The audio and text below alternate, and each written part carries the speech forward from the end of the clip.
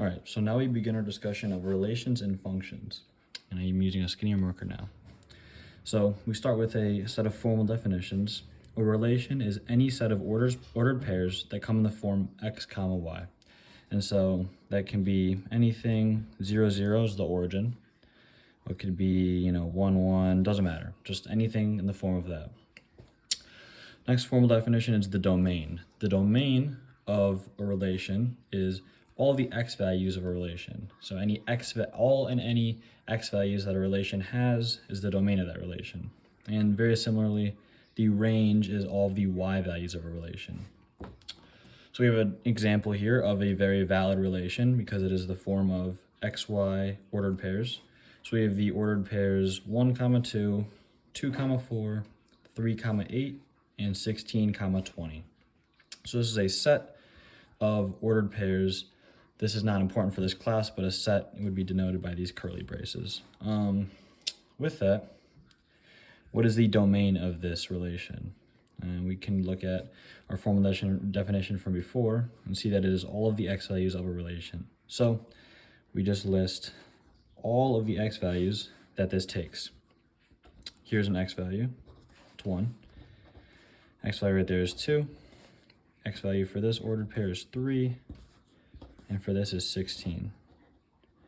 So the domain, not my best brace, but the domain is 1, 2, 3, 16. All of the x values. And I'm sure you could guess, using that logic, what the range is. So that's how you'd find the domain and range of a relation like this. Now, you're going to see a visual representation of relations in the form of mapping.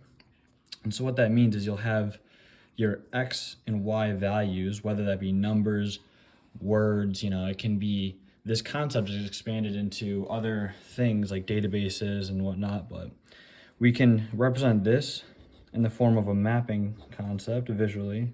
So we'll write all of our x values in this column and all of our y values in this column.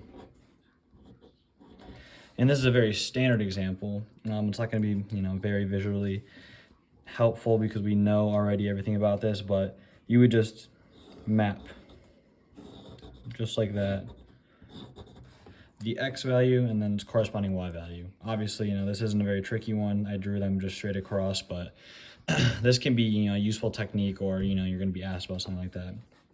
And the most primary way that you'll see a relation represented is through a graph. So all of these are in increments of 2 to be able to fit everything. So that's 16, and this is, -2, -4, -20, and then up here we have 20. So this line right here is the y-axis, is all the y values. So this is y equals 20, y equals 2, y equals 4, y equals 6, and then this is the x-axis.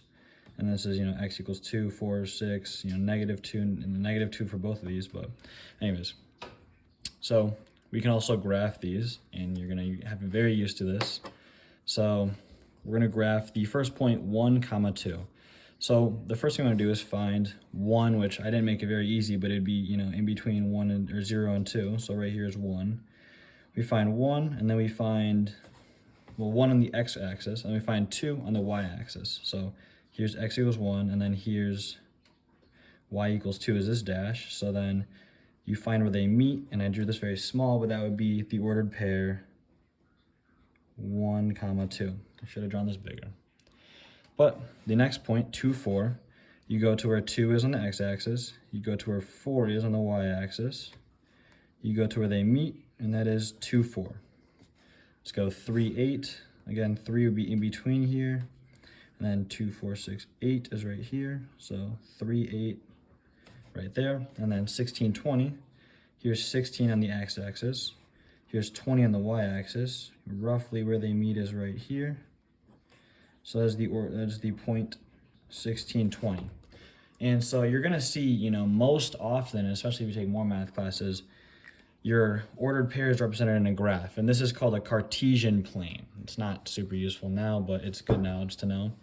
What this means is just two-dimensional, and your dimensions are, in the x direction and the y direction, and you can make up any point with an x component and a y component. And so that's all for this video, introductory into what we're going to see. The next will be examples. But if you found this helpful, then you should like and subscribe.